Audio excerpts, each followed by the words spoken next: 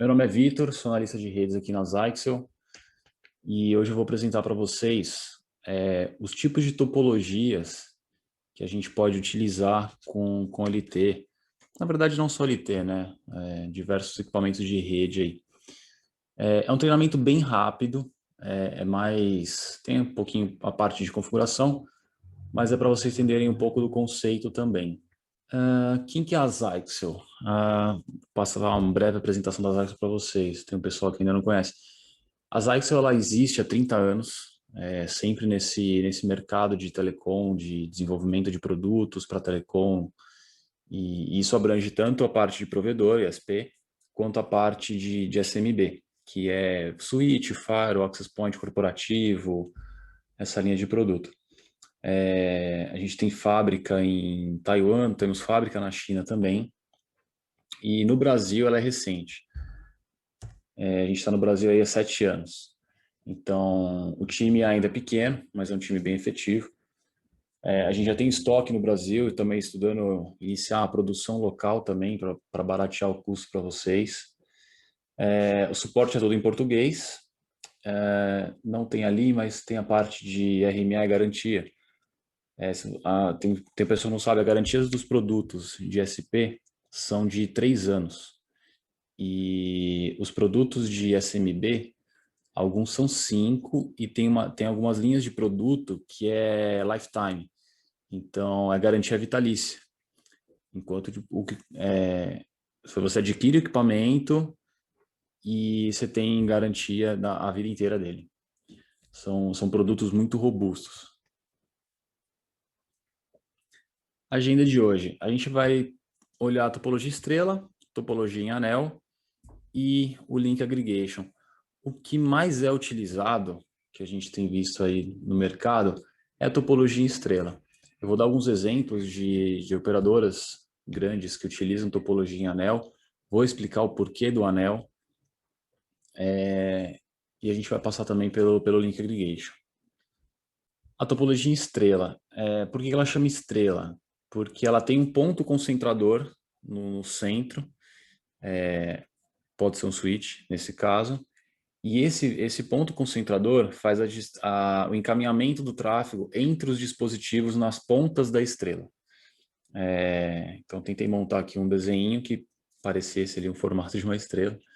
Então, por exemplo, uma OLT que está aqui na esquerda, quer mandar um tráfego para essa OLT daqui, esse tráfego tem que passar pelo switch, que é um ponto concentrador. Então, isso aqui é caracterizado uma topologia em estrela. Pô, aqui tem um link só, precisa ser um link? Não precisa, você pode configurar duas fibras para fazer essa conexão.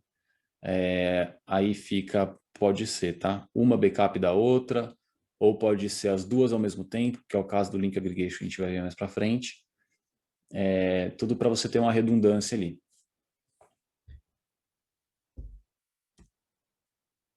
Isso daqui é um outro exemplo de uma topologia em estrela, tá? Nesse caso aqui, a gente tem esse ponto concentrador e as pontas da estrela, que seria isso aqui. Aqui é a camada de acesso, onde você tem os equipamentos de acesso. Equipamento de acesso é o que fornece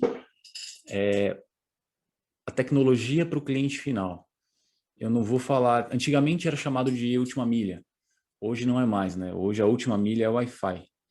Então, os equipamentos de acesso que provê a tecnologia, fornece a tecnologia para o cliente, está na camada de acesso. Aqui no centro, a gente tem a camada de agregação e distribuição. Então, a agregação ela agrega os serviços, os servidores e tudo mais, a distribuição faz a distribuição de tudo isso. A gente pode ver aqui que na camada de agregação e distribuição, é uma topologia em anel, tem redundância de link, aqui rodam outros protocolos para você manter isso aqui funcionando. Esses switches fazem o gerenciamento de melhor rota, o melhor encaminhamento para o destino final no menor tempo. Então, uma fibra que rompe, ele recalcula toda a rota e garantir que o tráfego seja entregue no menor tempo. Mas aqui na ponta, que é na camada de acesso, que é o nosso foco, ainda é uma topologia em estrela. Então, aqui a gente consegue ver a diferença de uma para outra. Aqui tem uma conexão apenas com os serviços externos, e aqui é uma rede um pouco mais complexa, mas ainda mantém na ponta a topologia em estrela. Aí a gente vai ver como configura isso. Aqui, ó, a gente tem a camada de acesso também, a camada de agregação aqui. Está incompleta porque não é o caso. O que a gente precisa configurar para funcionar a topologia estrela? Nas OLTs, nas pontas OLTs, pode ser um DSLAM, pode ser qualquer outro equipamento que você tenha na ponta. Você precisa configurar apenas as VLANs e os IPs que você vai utilizar de serviço. Então, eu coloquei aqui, por exemplo, a VLAN 4000 como sendo VLAN de gerência. Então, a VLAN de gerência é igual para todo mundo, então precisa configurar ela em todos os equipamentos. A VLAN de dados não é igual para todo mundo. Então, cada equipamento vai ter a sua VLAN de dados específica. Pô, eu tenho mais serviço que eu quero trafegar aqui. Eu quero passar um Wi-Fi público, quero passar um serviço de voz, um serviço de streaming. E aí, cada serviço tem a sua VLAN. Então, você vai ter que configurar cada VLAN de cada serviço em cada equipamento. E no switch? No switch, você configura todas elas. Por que todas? Porque eu estou usando como base essa topologia aqui, tá? Então, imagina que esse carinha quer transmitir o dado aqui para o final da rede, para um servidor ali, para o gateway, para a saída de internet. O dado passa por esse switch, desce por essa perna e segue para a rede. Ah, esse link rompeu. Então, o tráfego tem que subir para cá. Esse switch precisa ter o conhecimento da VLAN desse carinha aqui, para conseguir fazer o encaminhamento do tráfego tudo certinho. Então, a topologia estrela é bem simples de configurar, é somente as VLANs e os IPs que você vai passar. Não precisa de... Ah, perdão.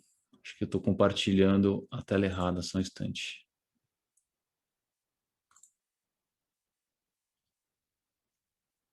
Está aparecendo como full para vocês agora? Tela cheia? Não, não é esse ainda. Agora sim, vocês devem estar enxergando a tela cheia. Pô, legal. Obrigado por ter avisado a gente. Onde eu parei? Configuração de VLAN. Bom, então a topologia estrela é bem simples de configurar. Na ponta, você precisa somente configurar as VLANs. A parte mais complexa vai ficar no core da sua rede ali. Você precisa configurar todas as VLANs, você configurar os protocolos de roteamento, de loop avoidance, etc. Mas na topologia estrela, nosso foco que é a ponta, é tranquilo de fazer. A gente vai ver no próximo slide como faz. Aqui, a gente vai usar somente a VLAN de gerência, a VLAN de dados. Então, eu entro no modo de configuração, crio a VLAN 4000, adiciono o endereço de IP de gerência, posso dar uma descrição, um nome para aquela VLAN, e eu digo qual porta essa VLAN está associada. É a porta de uplink, é a porta de conexão com o switch, com o próximo equipamento. Então, nesse caso aqui, é a Ethernet 1. Na OLT 1408, a Ethernet 1 é uma porta giga. Ela tem portas de 10 GB também. Eu tenho duas fibras ligadas. Então, você tem que configurar essa VLAN. Nas duas fibras estão ligadas no IP-Link da OLT. Aqui é a parte de roteamento do IP, para você garantir o acesso da gerência. A VLAN de dados é mais tranquilo. Mesma coisa, modo configuração, ID da VLAN, uma descrição, nome da VLAN e as portas que essa VLAN vai trabalhar. Essa VLAN está configurada para trabalhar na porta na PON 1, na PON 2 e na Ethernet 1, que é o nosso uplink. Se tivesse a segunda porta de uplink, configura aqui também a segunda porta de uplink. Feito essas configurações, você já consegue garantir o encaminhamento do tráfego entre esses dois equipamentos. Claro que você precisa configurar o switch, mas feito isso, você já consegue transmitir dados nessas VLANs entre esses equipamentos. Então, é bem tranquilo de fazer. Isso é o que o pessoal mais usa, é o tipo de topologia mais usado. Topologia em anel. O anel são equipamentos interligados entre si, em série, formando um circuito fechado. Ah, isso gera um loop? Com toda certeza isso gera um loop.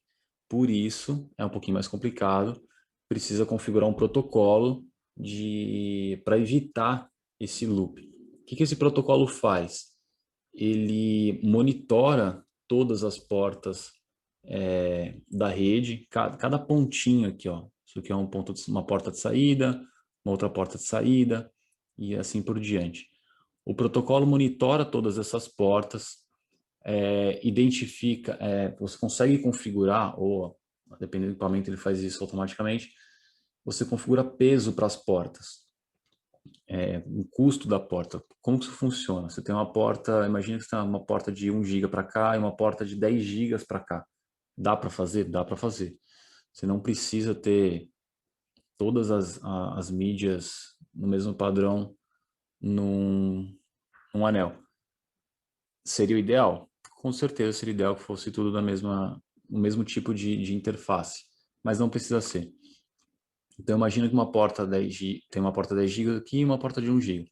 A porta 10 GB vai ter um custo menor. Quanto maior a banda da porta, menor é o custo dela.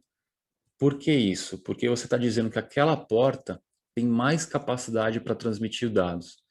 Então, o equipamento vai escolher encaminhar o tráfego por uma porta que tem um menor custo, ou seja, um caminho mais fácil. Se tiver um custo mais alto, é um caminho mais difícil para aquele tráfego passar. Não quer dizer que ele não vai passar, tá? Ele pode passar também. Se um link romper aqui, por exemplo, o protocolo vai recalcular toda a topologia para redirecionar o tráfego para o outro lado. Essa é uma das vantagens da topologia em anel. Você tem a redundância de link. Então, em qualquer ponto aqui, ó, se a fibra pode romper aqui, esse equipamento não fica sem acesso. O tráfego vai encaminhar, vai ser passado por todo o anel, por todos esses equipamentos e chegar nessa outra porta aqui. Uma outra vantagem é o balanceamento de carga. Você pode, através da configuração, você pode deixar esse link como se ele tivesse quebrado, vamos dizer assim. Então, esse equipamento, ele vai encaminhar o tráfego nessa direção e esse equipamento vai encaminhar nessa direção aqui. Eu não preciso deixar uma porta do switch, por exemplo, como standby, porque aí esse equipamento aqui não vai conseguir encaminhar para cá. Ele vai ter que dar toda essa volta para chegar do outro lado. E isso gera latência, delay, processamento das outras caixas, ocupação de link e tudo mais. Então, se você configura para deixar esse link aqui em standby, você dividiu a carga da sua rede para os dois lados igualmente. Aqui do lado direito é um outro tipo de topologia também em anel. Do lado esquerdo aqui, pode ver que a topologia fecha no mesmo switch, fecha no mesmo equipamento. Aqui ele fecha em equipamentos diferentes. Por quê? Você tem redundância de equipamento aqui. Então você tem a redundância de switch, você tem esse link aqui, você tem esses outros dois links para fazer a redundância. Então você tem uma redundância muito maior. Algumas operadoras utilizam esse tipo de topologia. Que eu me recordo assim, operadoras grandes, começou com a GVT. A GVT ela tem uma topologia um pouco diferente. Ela instala os armários em postes na rua ou em locações, mas ao longo da rua. E você tem um anel de fibra fazendo a interligação desses equipamentos. E para o usuário final, ela provia o serviço de VDSL na época. Era uma evolução da DSL, tinha uma banda maior. Hoje está todo mundo para fibra, o VDSL está caindo em desuso também. Mas era uma topologia em anel em fibra. Então, e era justamente para você garantir essa redundância de link e tudo mais. Na topologia em estrela, se você está num ambiente controlado, dentro de um data center, dentro de um POP e tudo mais, a probabilidade da fibra romper é pequena, né? Você ter uma interrupção do link ali é pequena. Então você faz a redundância dentro do POP. Redundância de fibra, redundância de switch, de fonte de energia, e você está mais tranquilo. Quando o equipamento está na rua, aí você está muito mais suscetível a rompimento. Pode passar um caminhão de mudança, um caminhão de caçamba, arrebentar fibra, pode cair a energia daquele bairro, e aí você perde um equipamento. Qualquer um desses acidentes, se você tiver numa topologia em estrela, você isolou aquele equipamento. Se ele está numa topologia em anel, você consegue encaminhar o tráfego para o outro lado. A TIM usa esse tipo de topologia também. Tem os armários nas ruas e a topologia em anel. Parte de configuração. É o básico de VLAN, que a gente viu nos slides anteriores, com a diferença daquilo que eu tinha falado anteriormente. Aqui eu vou ter que configurar as duas portas do anel.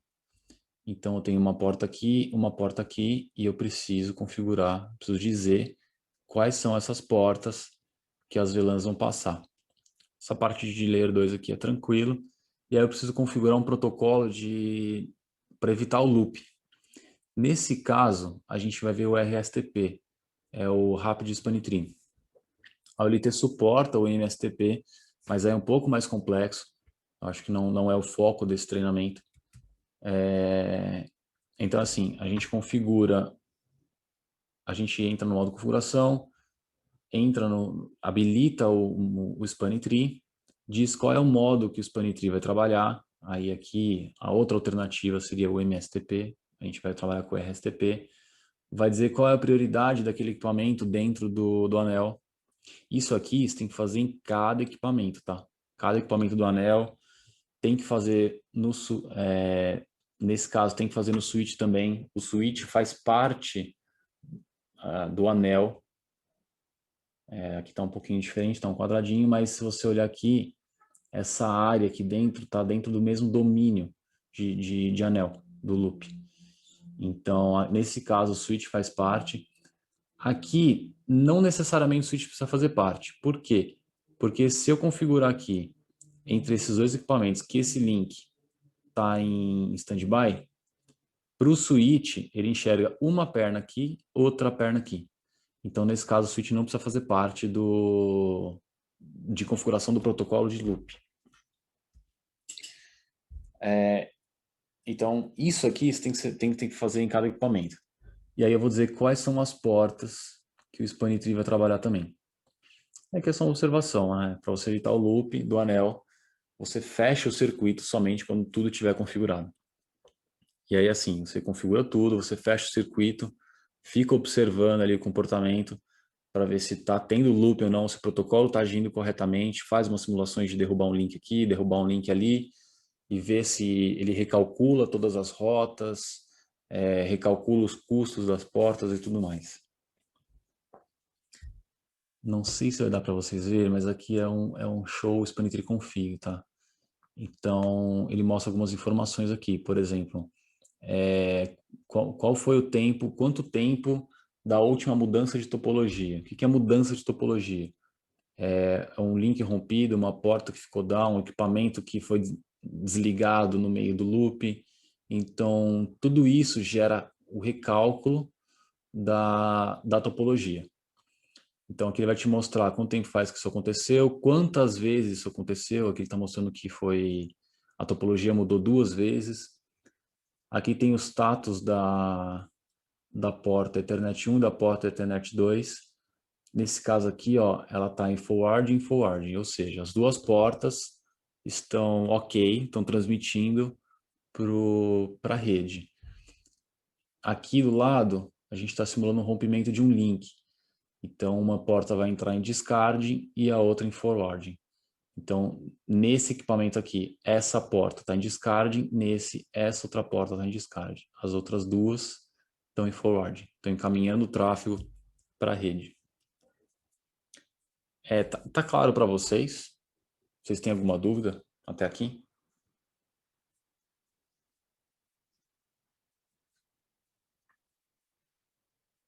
Beleza, vamos em frente. Eu não coloquei aqui a configuração dos custos da porta, tá? Mas é nesse comando aqui. A gente poderia setar na mão se a gente quer priorizar uma porta ou a outra. Se a gente não configura, o equipamento ele faz isso sozinho. Ele avalia o tipo de mídia, o tipo do link, e ele faz esse cálculo sozinho. Quer ver, ó? Tá aqui, ó. Path cost. É o custo da porta.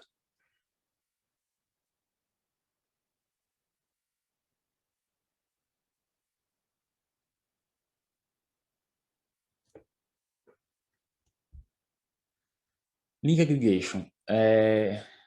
O link aggregation ele também é um pouco mais utilizado do que a topologia em anel. Nem todo mundo tem uma rede preparada para utilizar o 10 GB, tá? Estou falando nesse caso da OLT da 1408, que é um equipamento menor. Então, o provedor que compra esse equipamento menor, ele não tem às vezes, tá? Não estou generalizando, claro. Não tem uma infra preparada para fazer um uplink de 10 GB, por exemplo. E às vezes também nem é necessário assim. De repente, o equipamento suporta 1024 clientes, mas ele tem 500 clientes. Então não justifica você subir um link de 10 gigas para trafegar isso.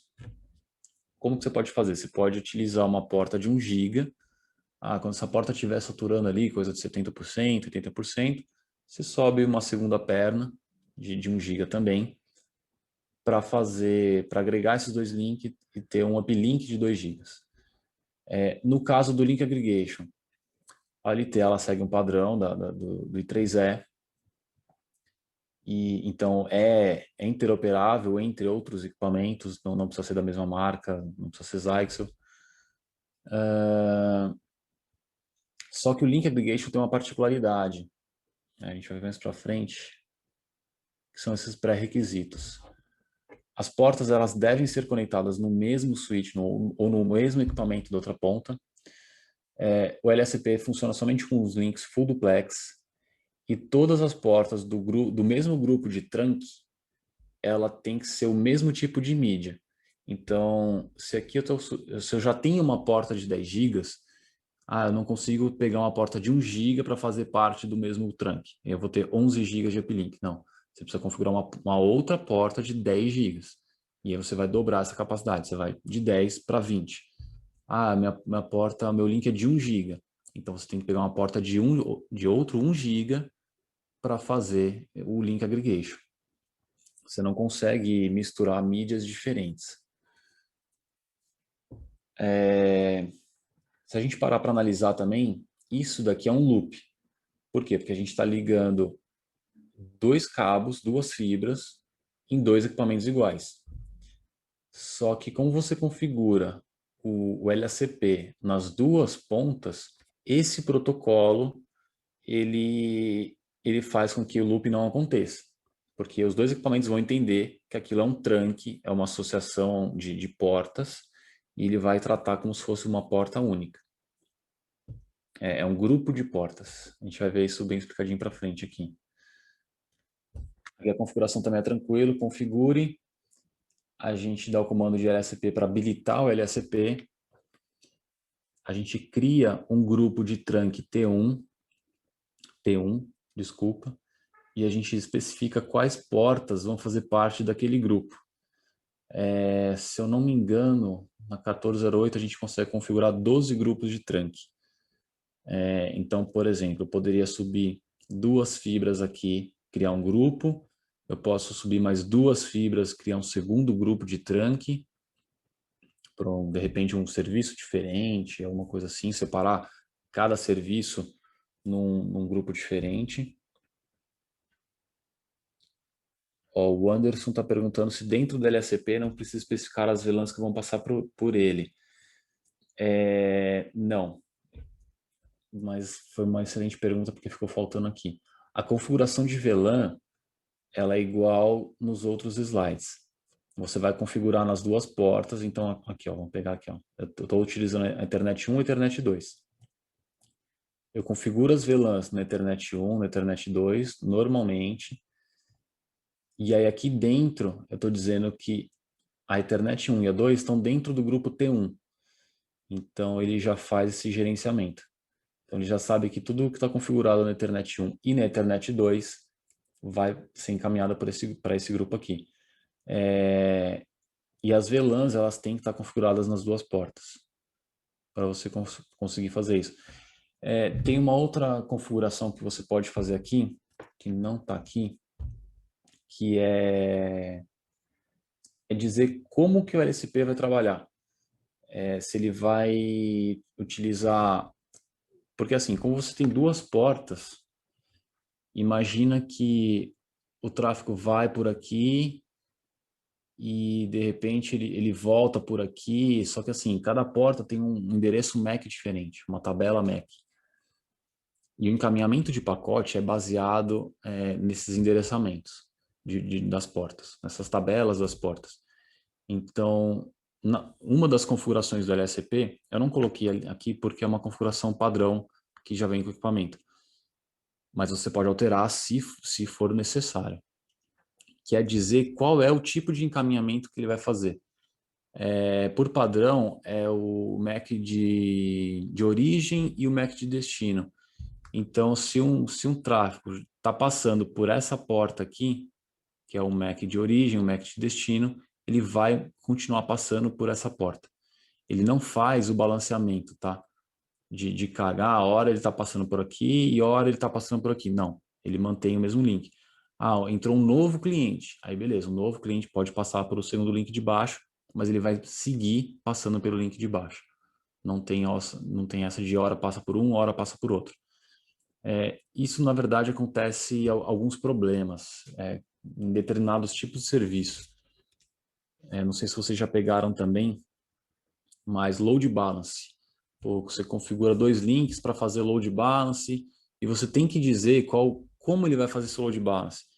Porque, principalmente aplicações de banco, tá? Você está acessando o site do banco ou você está num aplicativo do banco,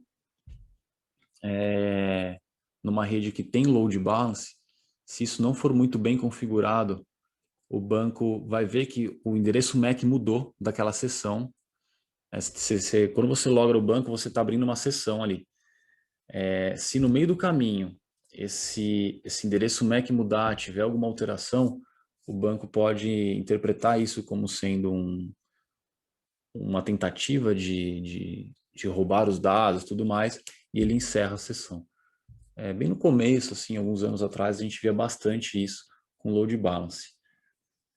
Até o pessoal descobrir que tinha que ser feita uma configuração certa, justamente para você manter o MAC de origem, o MAC de destino, e você consegue garantir que essas aplicações vão funcionar adequadamente.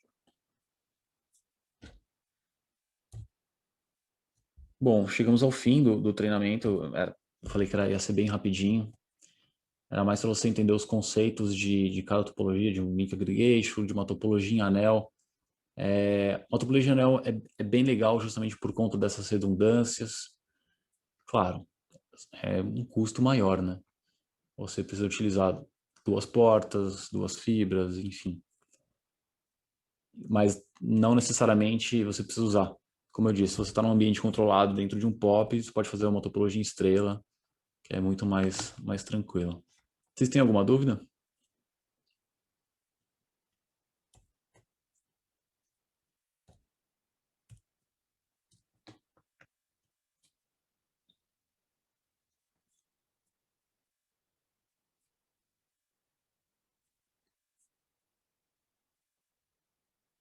Tem umas perguntas aqui que eu deixei passar. O Diego está perguntando se os valores de prioridade do STP, quanto maior, melhor. Não, quanto menor. Quanto menor, melhor. Deixa eu abrir aqui o manual para vocês verem.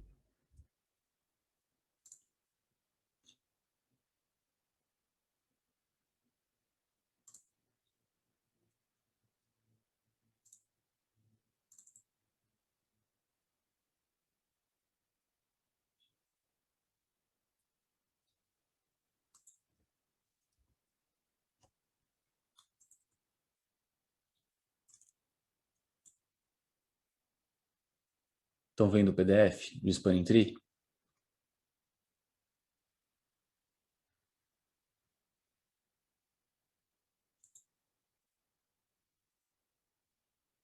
Só acho que estão vendo, sim.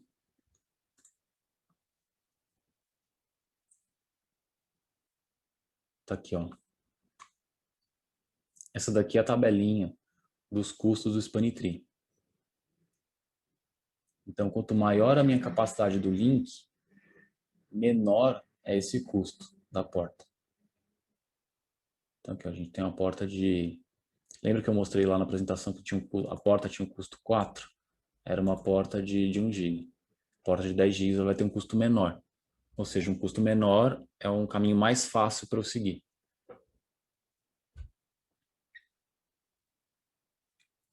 Aí o Diego também perguntou se no caso do anel, a fibra que vai formar esse anel é diferente da POM. Ou seja, tem que ser uma fibra exclusiva. Sim, a fibra do POM, ela é diferente.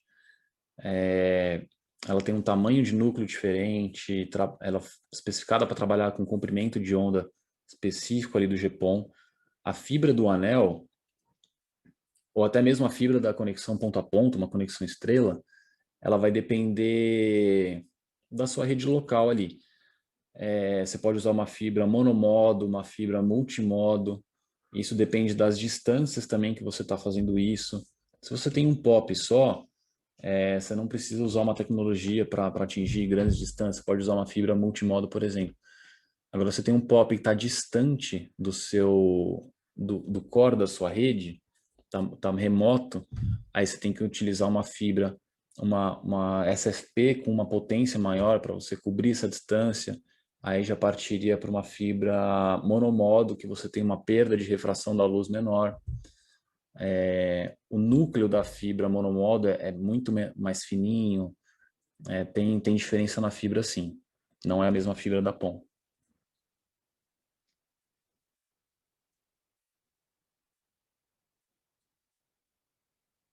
Aí perguntando se no caso das fibras de uplink se são duas.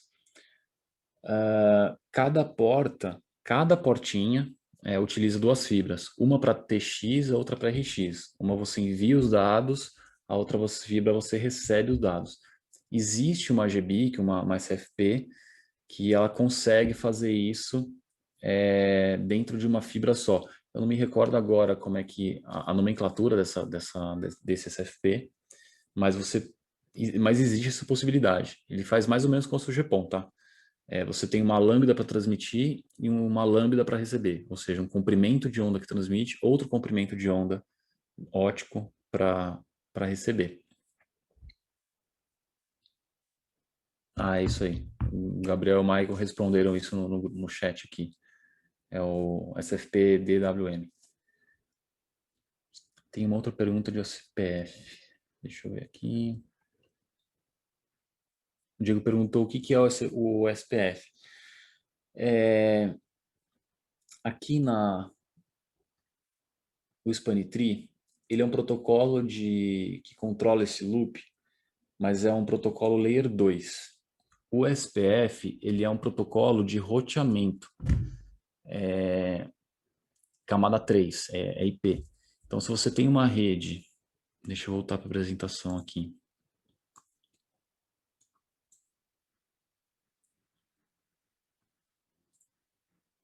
Imagina que essa rede aqui, de agregação e distribuição, ela é Layer 3. Então, você tem os IPs em cada equipamento e ele faz o encaminhamento do tráfego baseado em rotas IPs, e não rota Layer 2.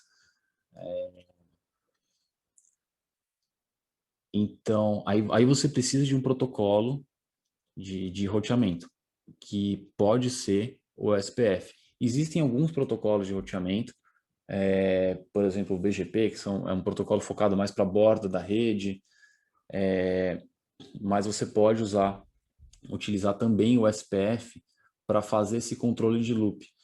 O SPF tem essa capacidade. E a 1408, ela suporta o SPF. Então, imagina que no lugar desse switch, você coloca uma OLT 1408, porque ela também tem portas de switch e tem portas de 10 GB. Então, se eu quiser substituir um switch desse aqui, imagina que esse anel é um anel de 10 GB. Eu não quero colocar um switch, eu quero colocar uma OLT fazendo parte dessa camada de agregação. Ela pode fazer parte dessa rede. E aí você consegue também configurar nela um protocolo de roteamento que é o SPF, e ela faz parte da rede, conseguindo trabalhar ali com as tabelas de IP, encaminhamento e tudo mais. E segue mais ou menos a mesma lógica, tá? Se uma fibra rompe, você tem todos os equipamentos vão fazer o recálculo novamente do SPF, vão definir novos caminhos, melhores caminhos para encaminhar aquele tráfego. O SPF faz isso também. Ah, ele está perguntando dos custos do SPF. Cara, eu não lembro. Confesso que eu não vou lembrar como funciona o SPF. Mas a gente pode dar uma olhada aqui. Acho que não vou achar agora. Mas eu não lembro quais são os custos do SPF. Faz bastante tempo que eu não mexo com isso. Aí o Gabriel falou que o SPF 110 o custo é padrão. Mas ele segue mais ou menos o básico ali. A gente tem as tecnologias vão avançando, mas algumas coisas permanecem. Ele também faz a identificação do tipo de mídia, capacidade de banda daquele link. Isso tudo ajuda a recalcular essas rotas. Ah, beleza. Bom, eu vou deixar o meu contato, vou deixar os outros contatos de suporte e de venda, se vocês quiserem fazer alguma cotação. Tiverem alguma dúvida referente ao equipamento que vocês têm em rede, algum problema que vocês estiverem tendo também, pode entrar em contato com a gente. Vai ser um prazer atender vocês. O pessoal mandou aqui no chat a tabelinha de custo do SPF.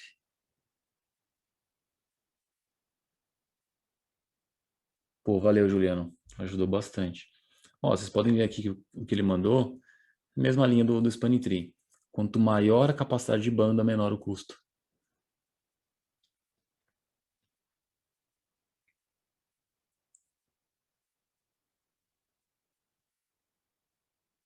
Bom, é isso, pessoal. Agradeço aí a presença de vocês. Em breve teremos o próximo treinamento. O próximo treinamento vai ser focado no LT na 2406. A gente vai começar meio que do básico da 2406, que é uma introdução da tecnologia GPON, mostrar os comandos iniciais, como faz para acessar, como configura uma VLAN. É um treinamento mais basiquinho do equipamento, mas não tão básico quanto a tecnologia. A gente vai aprofundar mais na tecnologia do GPON mesmo, por que utiliza DBA, os tipos de T-count, enfim.